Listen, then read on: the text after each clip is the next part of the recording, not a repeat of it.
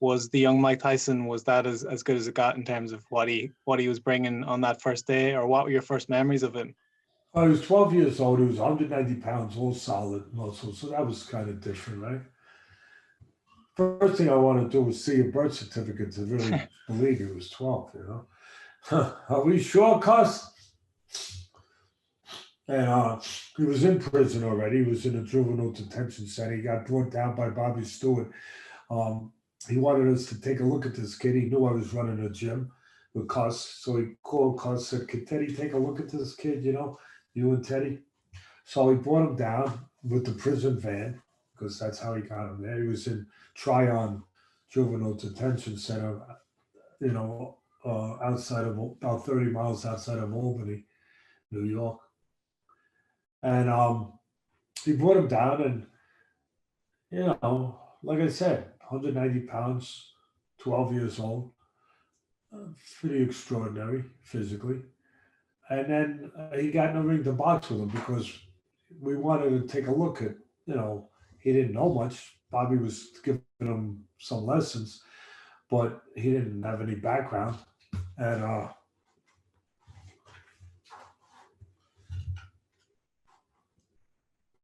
excuse me, my back is bothering me. So he he got in the ring. Bobby Stewart was a light heavyweight, so he was probably about 15 pounds lighter. But he was a man. He was 27 years old. This kid was 12. And he was a former professional fighter and a former national amateur champ. So, he's supposed to take it easy on the kid. And he did. He had to work with him. But as they were boxing, Tyson didn't know much, but you could see the physical raw ability. And he was so strong and quick, even though, he wasn't really efficient because he wasn't productive at it because he didn't know how to channel all this ability with the technique and everything. But just by throwing the punches he was throwing, the bare physicality to it, it forced Stewart to open up a little bit to keep him in his place. So they went 2 rounds. When it was over with, you know, um, I realized I was going to be training this guy because I knew Cuss was going to say, "Oh yeah, we're going to take him. We're going to take him." And I knew I was going to be training him, so I knew I had to put a lesson forward. I had to let him know who the boss was going to be. Not in a bad way. That might sound to people arrogant. Or, what do you mean? But you are the boss. You're the trainer. He's a kid. You're in charge. I mean, somebody has to be the teacher. Somebody has to be in charge. Otherwise, the kid's never going to learn. Otherwise, he would have been in a better place than a prison, right? Yes. Yeah. If he knew how to do it himself. So I knew not again, in a proper way, in a responsible way. I knew he was a street kid. I knew where he was from, and I knew that I had to let him know that if he's going to come live with us, which is what was going to wind up happening, that he was going to, he's going to have to listen. He was going to have to take instruction from me. So after the second round, he had a bloody nose, and he's, I said, "Come on, that's enough. Get out." Because I saw enough. I'm not going to let him get hurt. And I knew who he was and what we could do with him. So I saw enough, and he wanted to challenge me, not in a bad way, but just to show what he thought he needed to show for us to want to keep him. He knew it was an audition. He was innately intelligent, obviously, and he knew that it was an audition.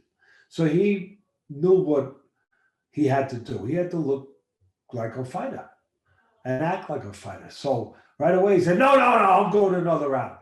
I said, "No, you're not. Get out." I said, "Get out now." Because I had to. Because again, I knew I was going to be in charge of this kid. And it was going to be my responsibility to make him whatever I could make him as a better fighter. And I had to be able to have that control. that ability to lead him. And, then he got out. But I knew why I did it. I did it because, as I said, I knew I was going to be in charge of his development. And, Cuss immediately, which was pretty extraordinary, Cuss immediately said, he took me to the side. He said, Teddy Atlas, you do the job with him, and he stays interested and doesn't get in trouble and keeps his head on his shoulders and stays with us. That's your first heavyweight champ of the world right there. I was like, what are you, crazy? The kid's 12 years old. He's in jail if you haven't noticed. But Cus was right. He was right. And I believed him. I believed in what he said anyway. Not that I believed that. But I believed in Cus. And I started training him. And, I trained him for three, whatever it was, between 3 and 4 years. And teaching him what he needed to have to use all that ability. But the one thing that I knew from the beginning, and Cuts did, of course, too, was as strong as he was physically, which he was extraordinary, extraordinary. He was the opposite mentally. He wasn't strong mentally, and we were going to have to work on that. We are going to have to work on that, get his confidence, get his discipline, get him to to try to match his physical strength with mental togetherness and mental resolve, and of course to find a way to properly deliver all this talent by teaching him the style we taught him, which was the peekaboo style, which is the style that Cuss invented, and that obviously I learned from Cuss. So we started training him, and again, the rest is history. I wound up leaving, but I taught him how to fight before I left. For the example, Deontay Wilder, you speak about his eraser and the fact that he has that power, but he doesn't have much boxing acumen to back it up. Although I know you're on the record saying Mike Tyson probably underachieved on the grand stage, do you think he was underestimated as a boxer because he had those techniques and his jab was very good for a short guy, that kind of thing? Do you think he was underestimated in that regard? That's a good question, but no, because the people that appreciate it, especially the people that were in the ring with him, they knew he was a good boxer because they couldn't hit him, because that was part of his strength, part of his ability, part of his talent, part of the reason they got knocked out. Because they throw a punch they would miss and he would counter and catch them a clean punch. Yeah, his power wound up knocking him out, but his ability to box put him in position to knock him out. His ability to make the punch miss and be in position to counter with a punch, uh, that that made it possible for that power to be effective to that level and to get the job done. So he was. So the people in the ring knew what kind of boxer he was, and the people that were in the sport at the time that were people that understood what you're supposed to understand about this sport. They knew how good he was. They knew how elusive he was. They knew how a guy that was only 5'10" or 5'11", whatever you believe, um, they knew how a guy that short could out jab a taller guy because he was taught, because his technique was good, because he had boxing skills, because he was smart, because he was developed, not just because he was powerful, not just because he was fast, but because he knew what the freak he was doing. He knew what he was doing.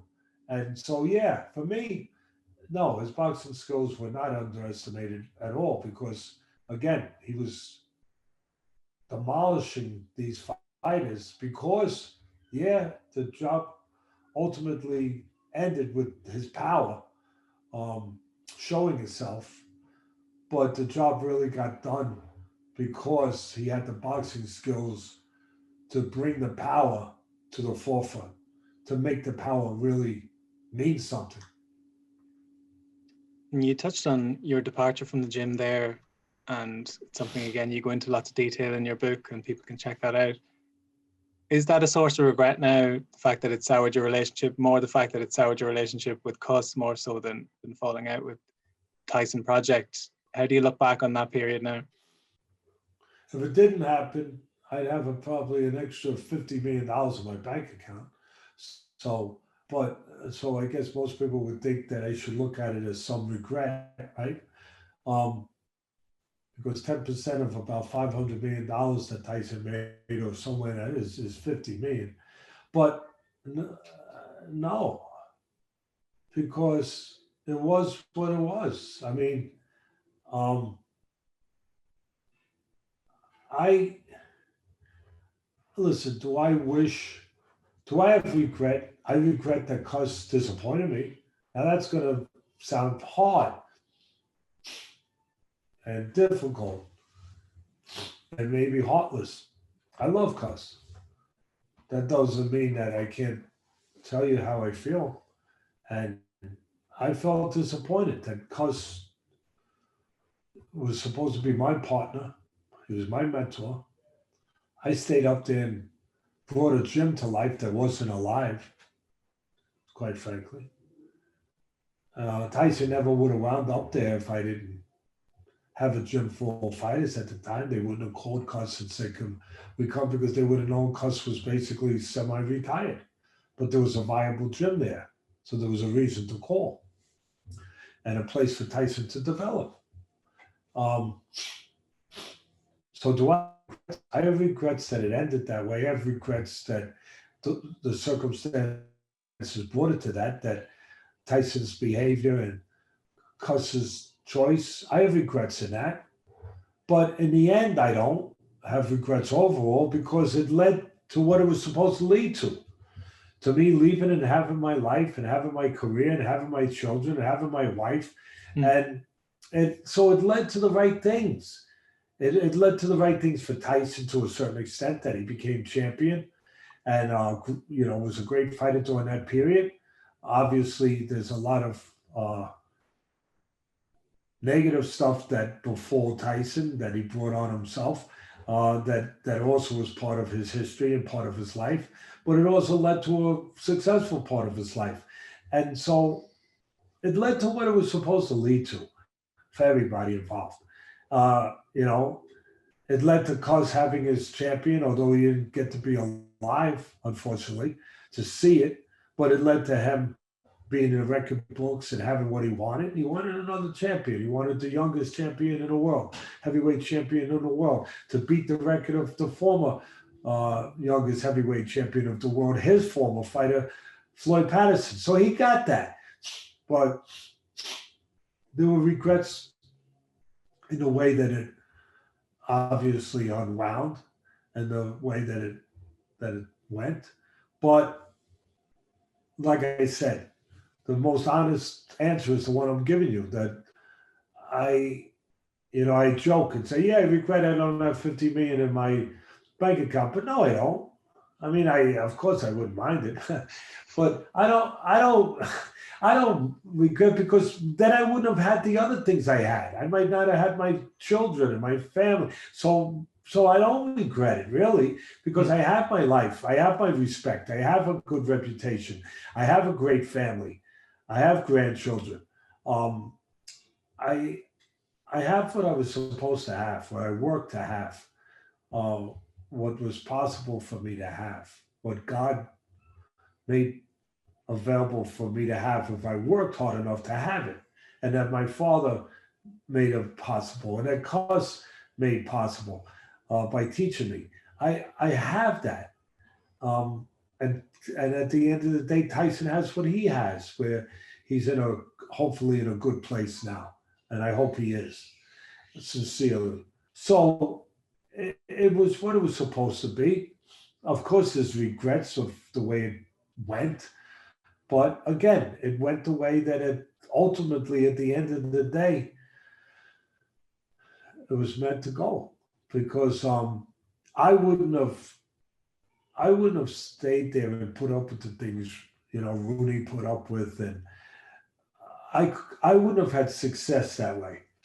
I never, if the truth be told, I couldn't have survived that. I couldn't have survived looking the other way and keeping my mouth shut. I threw the kid out of the gym when he was 15 years old because he was abusing people in school, junior high school.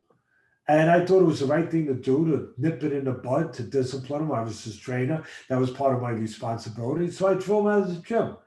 Well, he was doing a lot worse things later on. Well, what do you think I would have done? I mean, I would have been confronted with that situation. So the way I look at it, I would not have been able to last for that 50 million anyway, to be honest. If I'm, you got to be honest. You get, oh yeah, poor Teddy, he didn't make. I never would have made the money because I wouldn't have been there. So at the end of the day, it's not really a loss in the reality of it. It's just a journey. It's just a journey, and a journey that had to be for everyone to get to where they were going. You've spoken there about his boxing fundamentals were really solid. He had this incomparable power, but he still faltered on the big stage.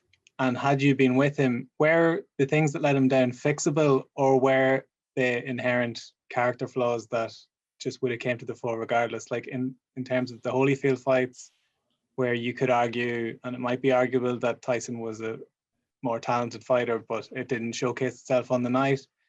Is there anything a trainer can really do in that situation, or is that always going to happen if it's not in the person to deliver in those instances? A trainer is a parent in a lot of ways, especially in the way if you have them from the beginning, like I had Tyson,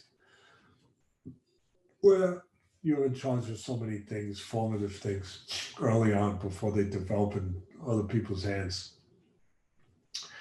And when you're the parent of a child, the character that you want to instill in a child, forget about the talent to play baseball, to throw a ball, to catch a ball, to write an essay, to study, to read, all those things, very important.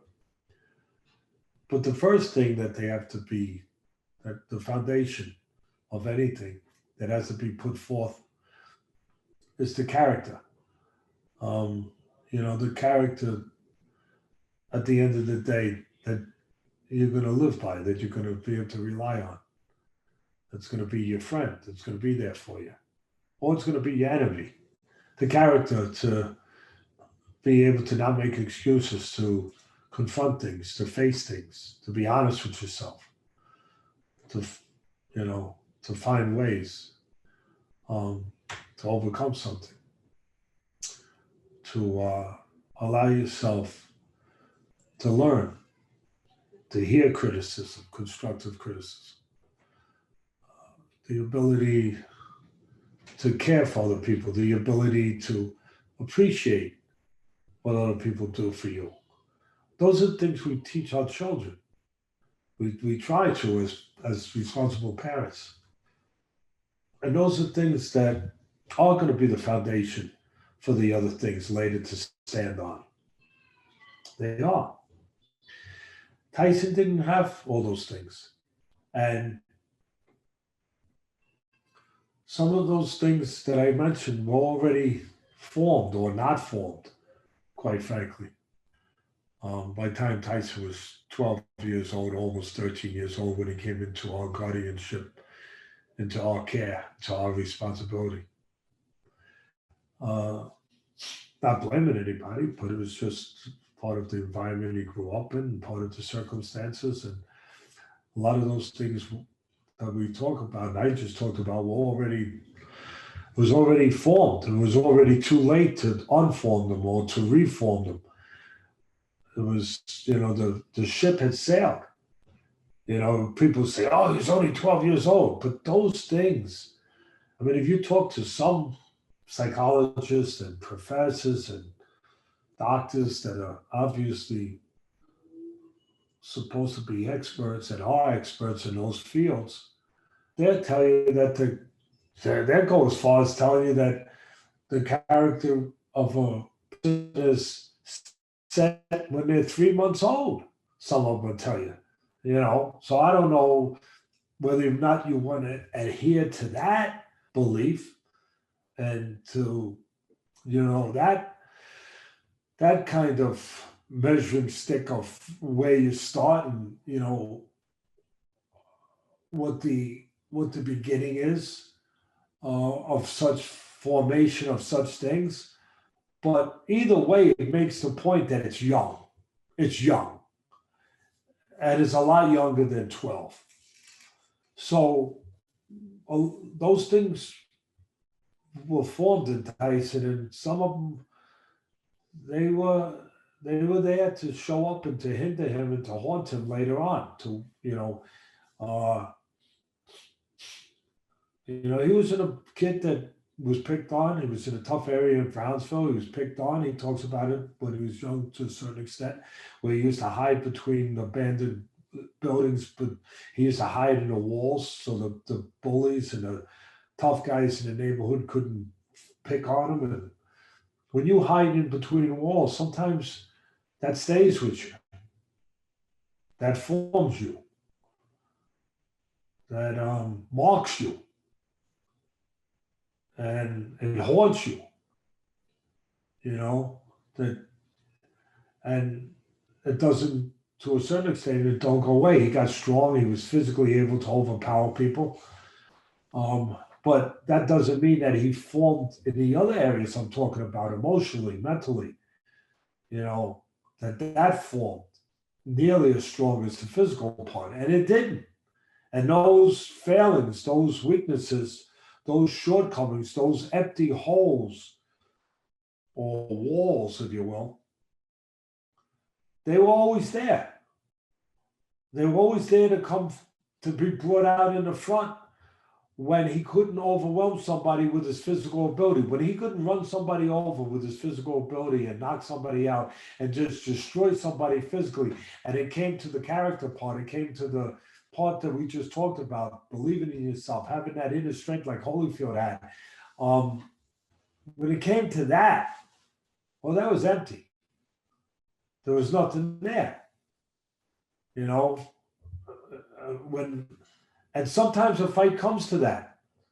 Sometimes it comes to that. Sometimes your physical ability is not enough to overwhelm everybody. And when it's not, you need something else. You need the things we're talking about. And Holyfield was brought up in a different way. Holyfield wasn't physically as talented or could punch as fast as hard. He was good though.